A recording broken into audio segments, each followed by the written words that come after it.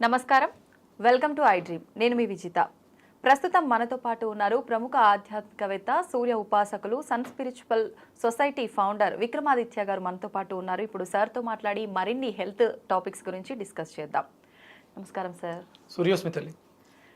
Sir, చాలా వరకు మిగిలిపోయిన ప్రతి ఒక్క పదార్థం కూడా రాత్రి ఫ్రిడ్జ్లో పెట్టి మార్నింగ్ తీసుకొని మళ్ళీ రీహీట్ చేసుకోవడము, తినడము, లేదంటే కాసేపు పక్కన పెట్టి అలాగే హీట్ చేయకుండా తినడము, ఇలా రకరకాలుగా చేస్తుంటాం సార్. ఈ మధ్య కాలంలో చూస్తే ప్రతి ఒక్కరు కూడా సరుకుల దగ్గర నుంచి అన్నీ ఫ్రిడ్జ్లో స్టోర్ చేస్తున్నారు. కానీ ఫ్రిడ్జ్లో పెట్టిన పదార్థాలని తినకూడదు అని చెప్పి డాక్టర్స్ చెప్తున్నారు. నిజంగా ఎటువంటి పదార్థాలని స్టోర్ చేసుకోవచ్చు, అసలు ఫ్రిడ్జ్లో పెట్టిన ఎందుకు తినకూడదు సార్? అంటే ఇది ఎంత వెస్ట్రన్ కల్చర్. ఈ ఫ్రిడ్జ్లు అనేవి మనకు పూర్వం ఒక 40-50 ఇయర్స్ బ్యాక్ ఉండేవి. ఎక్కడో బాగా సంపన్నుల ఇళ్లలో తక్కువగా ఫ్రిడ్జ్ అనేది అక్కడ ఉండేది. ఇంకొకటి ఏంటంటే ఈ ఐస్, పుల్ ఐస్ ఇలాంటివి ఐస్ పార్లర్లు ఉండేవి. ఓకే.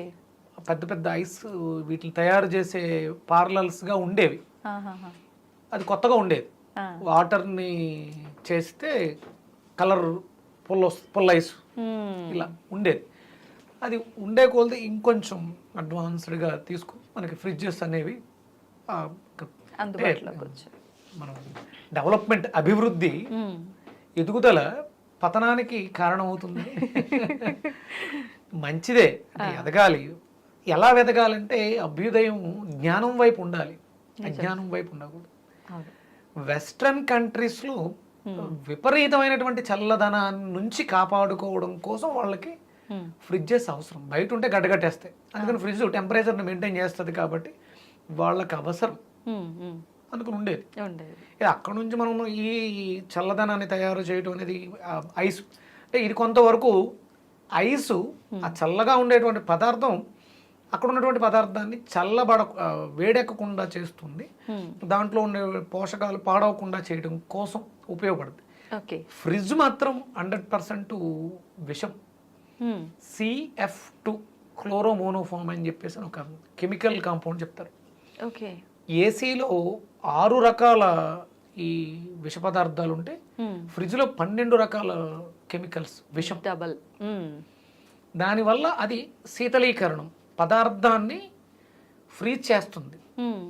పోనీ పదార్థంలో ఉండేటువంటి తత్వాల్ని కాపాడుతుందా అంటే 100% అవి డెడ్ అయిపోతాయి, చచ్చిపోతాయి.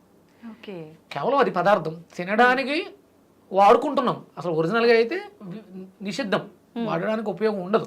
దాంట్లో ఏ రకమైనటువంటి పోషకాలు లేనప్పుడు ఉపయోగం లేదు, మనకు ఉపయోగం లేదు. ఏదో ఫిల్ చేస్తాం, ఒక డస్ట్బిన్ అనుకుని మన కడుపుని చెత్త డబ్బా అనుకుని అందులో తీసినవన్నీ ఇందులో వేస్తాం. అందుకని మీకు దీని మీద విప్లవం రాజీవ్ దీక్షిత్ గారని మనకి అష్టాంగ యోగం, అష్టాంగ హృదయం అని చెప్పేసి అని ఒక శాస్త్రాన్ని బాగా అధ్యయనం చేసి నేచురల్గా ఎలా బ్రతకాలి, ఏవి మనకి ఉండాలి, ఏమి ఉండకూడదు అనేది ఆయన చాలా పెద్ద విప్లవం తీసుకొచ్చి ఇవన్నీ ఆయన చెప్పినవే. అందులో ఉండేటువంటి కాంపౌండ్స్ ఒకవేళ వాడుకోవాలి అనుకున్నప్పుడు అందులో పెరుగు లాంటివి కొన్ని ఉన్నాయి. పెరుగుని మనం వాడుకోవడానికి బయట పెట్టినప్పుడు కొంత సమయం, అంటే ఇప్పుడు మనం 1 గంటకు భోజనం చేస్తామంటే 12:30కి దాన్ని బయట పెట్టాలి, ఒక హాఫ్ అన్ అవర్ 20 నిమిషాలు ముందుగా. ఆ విపరీతమైనటువంటి చల్లదనం తగ్గడానికి అది అలాంటివి పర్లేదు. మళ్ళీ మీరు ఫ్రిడ్జ్లోంచి తీసి మళ్ళీ హీట్ చేయటం అనేది ఇక విషం యొక్క కెపాసిటీని 10 పెంచుకోవటం. ఒకవేళ అంటే ఫ్రూట్స్ కొంత పాడవకుండా ఉండడానికి ఉపయోగపడుతుంది. అందులో జీవం పోతే పూర్తిగా నల్లగా అయిపోయి పాడైపోతుంది. అలాంటి వాటిని కొంచెం బయట పెట్టి ఏ వాటర్లోనే వేస్తే ఈ 12 రకాల విష పదార్థాలు ఆ నీటిలో డైల్యూట్ అవుతాయి కాబట్టి అంత ప్రమాదం కాదు. అంటే జీవం ఉన్న పదార్థాలు కొంతవరకు అందులో సేఫ్. ఇప్పుడు మనం ఏం చేస్తున్నామంటే ఒక వారానికి సరిపడా జీవం లేని పదార్థాలు, ఎటువంటి ఫిష్, మటన్, చికెన్, ఎగ్స్ ఇవన్నీ కూడా ఫ్రిడ్జ్లో దోసేస్తున్నాం. మీరు గాంధీ ఉస్మానియా హాస్పిటల్స్ దగ్గరికి వెళ్ళినప్పుడు అక్కడ కూడా ఫ్రిడ్జ్ ఉంటుంది చాలా పెద్దది. ఏముంటాయి అందులో? ఏముంటాయమ్మా? మార్చురీ, శవం ఉంటుంది. అంటే మృతం అయినటువంటి దాన్ని శివం అంటే అందులో ఉంచుతాం, అంటే మనం దాని గురించి మాట్లాడాలని కాదు. జీవం కోల్పోయిన దాన్ని అందులో పెట్టడం వల్ల అసలే అందులో జీవం లేదు. ఇక్కడ ఈ కెమికల్స్ని కూడా యాడ్ చేసుకుని విపరీతంగా తినేస్తాం. మనకు ఆ దౌర్భాగ్యం లేదు భారతదేశంలో. ఎప్పటికప్పుడు ఫ్రెష్గా మనకి మార్కెట్లు, మీరు నాన్ వెజ్ గురించి మాట్లాడుకున్నా ఎప్పటికప్పుడు ఫ్రెష్గా తినటమే. అంటే తినడం తప్పు, ఒకవేళ తినాల్సి వస్తే నో ప్రాబ్లం. అలా లైవ్లో చేసిచ్చే ప్రబుద్ధులు కూడా ఉన్నారు మనకి, కళ్ళెదు. అవి మనం చూడకూడదు ఒరిజినల్గా, కానీ అవి కూడా చేసేస్తాం. అలా తినొచ్చు తప్ప ఇట్లా అన్నిటిని తీసుకొచ్చి, అంటే మార్చరీలో డెడ్ బాడీని మనం ఎందుకు ఇంటికి తెచ్చుకోం? ఒక మనిషి మృతమైన శరీరాన్ని మనం ఇంట్లో ఎందుకు ఉంచుకోం?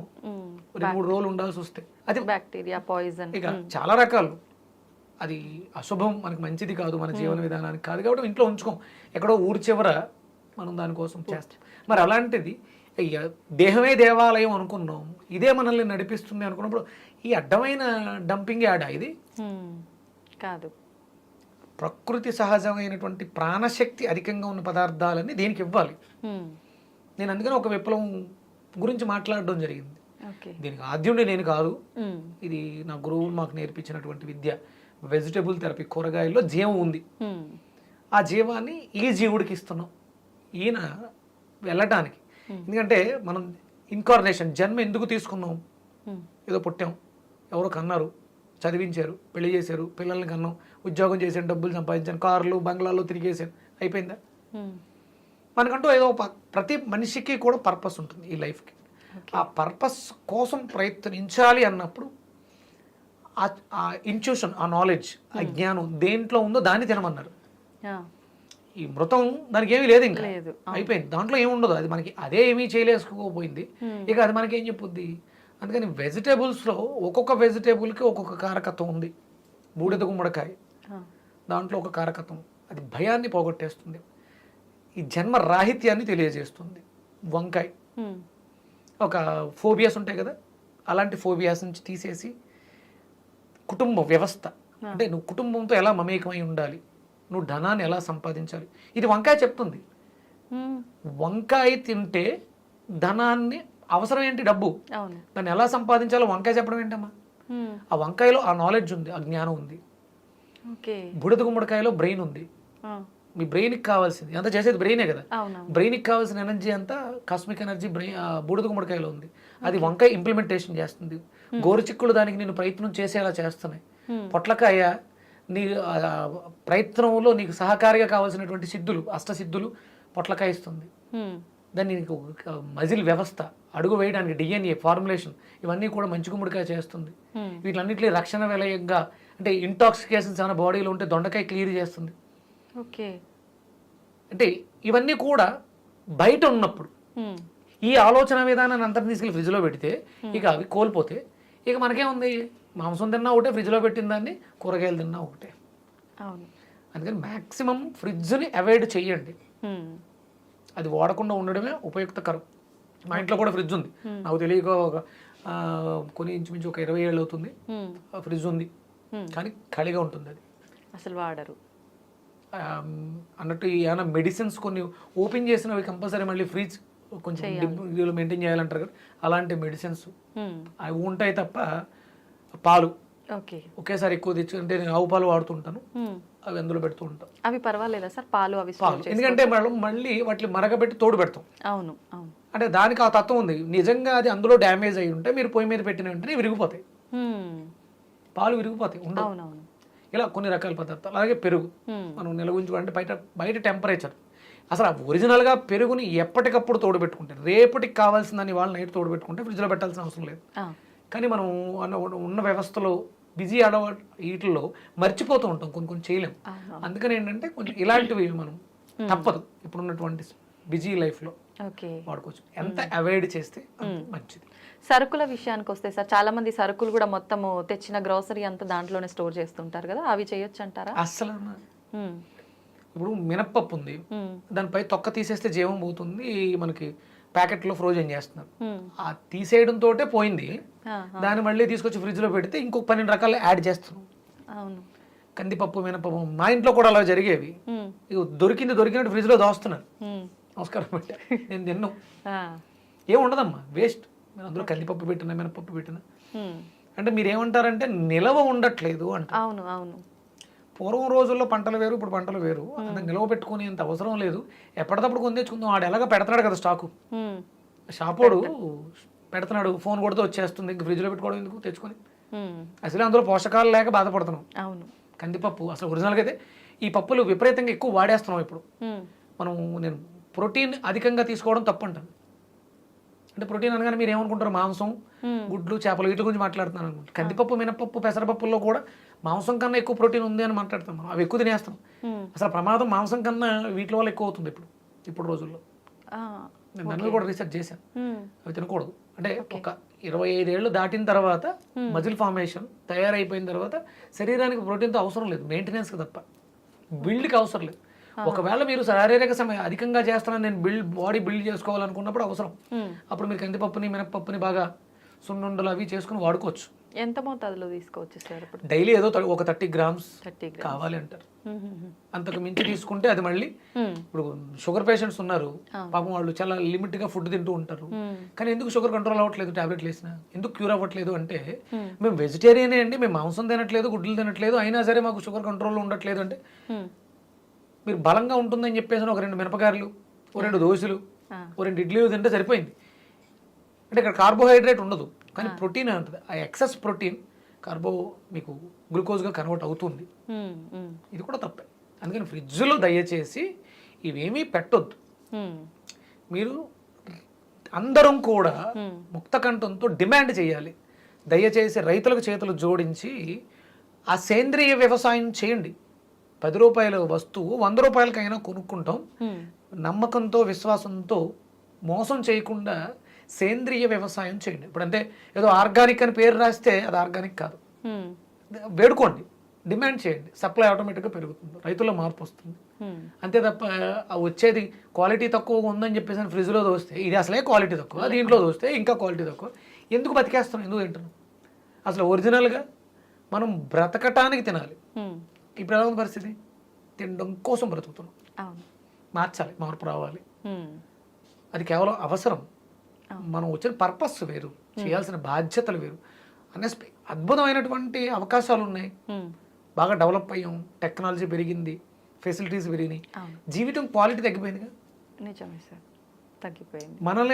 మన మీద ఆధారపడి ఉన్నటువంటి పిల్లలు ఉన్నారు, మన మీద ఆధారపడినటువంటి సొసైటీ ఉంది. దానికి మనం ఏం చెప్తున్నాం? తిండి గురించే చెప్తున్నాం. లెగిస్తే మీరు వాకింగ్కి వెళ్ళండి, నిన్న రాత్రి ఏం తిన్నాం, ఇవాళ రాత్రి ఏం తిన్నాం, ఉదయం ఏం తింటాం, మధ్యాహ్నం ఏం తింటాం, తిండి గురించే మాట్లాడుకుంటాం. అంతా కొత్తగా దిగుమతి చేసేయాలి. వన్స్ ఆల్ ఆఫ్ సడన్గా ఒక్కసారి తిండిని ఆపేసి చూడండి, జీవితం చాలా మారిపోతుంది. మనిషిని పాడి చేసేది తిండే. రోగాలు వస్తున్న తర్వాత రోగాల గురించి మాట్లాడుతున్నప్పుడు మళ్ళీ మనం ఇక్కడ తిండి గురించి మాట్లాడుతున్నాం. ఏది తింటే రోగం వచ్చింది, ఇంకోటి ఏది తింటే రోగం తగ్గుతుంది. అసలు వచ్చిందే తినడం వల్ల వచ్చింది. దీన్ని ఆపేస్తే ముందు అది ఫిల్టర్ అవుతుంది. లంకడం పరమౌషధం అని శాస్త్రం చెప్పుద్ది. బ్రతకడానికి ఎంతో కొంత ఏదో తినాలి కదా సార్. అదే అందుకనే లైవ్ ప్రాణం ఉంది అంటే, ప్రాణం అంటే కోళ్ళని మేకల్ని పీక్కుందని కాదు. అది కూడా కరెక్టేనేమో. మీరు పచ్చి మాంసం తినేస్తే అది ఉపయోగపడుతుంది, ఎందుకంటే అప్పట్లో దానికి ఆ ఎనర్జీ ఉంటుంది. కొంత సమయానికి ఒక 45 నిమిషాలకు, ఒక గంటకో అందులో జీవం డిస్క్రీజ్ అవుతూ నెగిటివ్గా కన్వర్ట్ అవుతుంది. అప్పటి వరకు అది దాంట్లో ప్రాణం ఉంది కాబట్టి అది మంచిదే. అంటే జంతువులు తింటున్నాయి, బాగానే ఉంటున్నాయి కదా, కొన్ని మాంసం తినే జంతువులు అలా తినడంలో తప్పు లేదేమో. కానీ దాన్ని మనం ప్రాసెస్ చేసి ఫ్రిడ్జ్లో పెట్టి ప్రాసెస్ చేసి దాన్ని ఇంకొంచెం డెన్సిటీ మార్చి దానివల్ల అది మనకి అనారోగ్యం అవుతుందేమో. కనుక నేను చెప్పేది ఏంటంటే కూరగాయల్ని పచ్చిగా తినేయచ్చు. ఈ వాటిలన్నింటినీ కూడా ఫ్రిడ్జ్లో, అంటే మనం మీరు అడిగిన ప్రశ్న ఫ్రిడ్జ్ గురించి మనం బయలుదేరిన ప్రయాణం ఎలా వెళ్తుంది, ఫ్రిడ్జ్లో తొయ్యొద్దు. మ్యాక్సిమం ఎంత వాడకుండా ఉంటే అంత ఆరోగ్యానికి మంచిది. అందులో ఉన్నవి విషాలు, విషవాయువులు. సరే, అవి మనకు ఉపయోగకరమైతే కావు, విషమే. ఎటువంటి అనారోగ్యాల బారిన పడే అవకాశం ఎక్కువగా ఉంటుంది సార్ ఫ్రిడ్జ్లో పెట్టిన తినడం వల్ల? మనకు ముందు ఫస్ట్ మన శరీరంలో బయోమెట్రిక్ క్లాక్ యాక్టివేషన్ అనేది తగ్గిపోతుంది. ఇది ఒక ఫారిన్ బాడీ, మనం బయట నుంచి ఫ్రిడ్జ్లోంచి తీసి మళ్ళీ ప్రాసెస్ చేయడం వల్ల దాని సహజత్వాన్ని కోల్పోతుంది. మన నేచర్ని అది పాడు చేస్తుంది. గ్యాస్ట్రిక్ అల్సర్స్, క్యాన్సర్స్, ఇవన్నీ కూడా ఫ్రోజన్ ఫుడ్స్ ఫ్రిడ్జ్లో పెట్టి తీసి మళ్ళీ వాడిన వాటి వల్ల వచ్చేటువంటి రోగాలు. క్యాన్సర్ ఇక అంతకన్నా ప్రమాదం ఇంకోటి ఏమైనా ఉంటుంది? లేదు. అది ఒక చిన్న గ్యాస్ట్రిక్లా స్టార్ట్ అవుతుంది ఫస్ట్. ఇక మనం నెంబర్ ఆఫ్ చాలా చెప్పుకోవచ్చు. వ్యవస్థను పాడు చేసేస్తుంది. అవును. ఏదో ఒక క్యాన్సర్ అనేది ఒకటి ఎక్కడో పుండులో ఉంటే తీసి పక్కన పెట్టేస్తే పోద్దా అంటే పోదుగా. అది స్ప్రెడ్ అయ్యి లివర్కి లేదా అక్కడ నుంచి లంగ్స్కి అన్ని ఎఫెక్ట్ అవుతాయి. 12 రకాల సిస్టమ్స్ మీద ఆధారపడి మన శరీరం ఉంది. ఈ 12టిని పాడు చేసేస్తుంది అది. ఓకే. అది కేవలం ఒక ఫ్రిడ్జే కదా, ఒక యాపిలే కదా, కాదు. లోపల డైజెషన్ సిస్టమ్ దగ్గర డ్యామేజ్ అయితే అది ఇంటర్లింక్గా మొత్తం 12 పాడు చేసుకుంటూ వస్తుంది. అది తెలియటానికి మనకి సమయం కొన్ని నెలలు పట్టొచ్చు, రోజులు పట్టొచ్చు, అంతే. ఓకే. అది మన బాడీ ఇమ్యూనిటీ సిస్టమ్ని బట్టి కొంతమందికి ముందుగా తెలుస్తుంది, కొంతమందికి ఆలస్యంగా తెలుస్తుంది. ఓకే. మొత్తానికైతే ఫ్రిడ్జ్ ప్రమాదకరం, వాడకపోవడమే ఉత్తమం. థ్యాంక్ యూ సార్, చాలా మంచి విషయాలు తెలియజేశారు. నమస్తే. సూర్యోస్మితలు.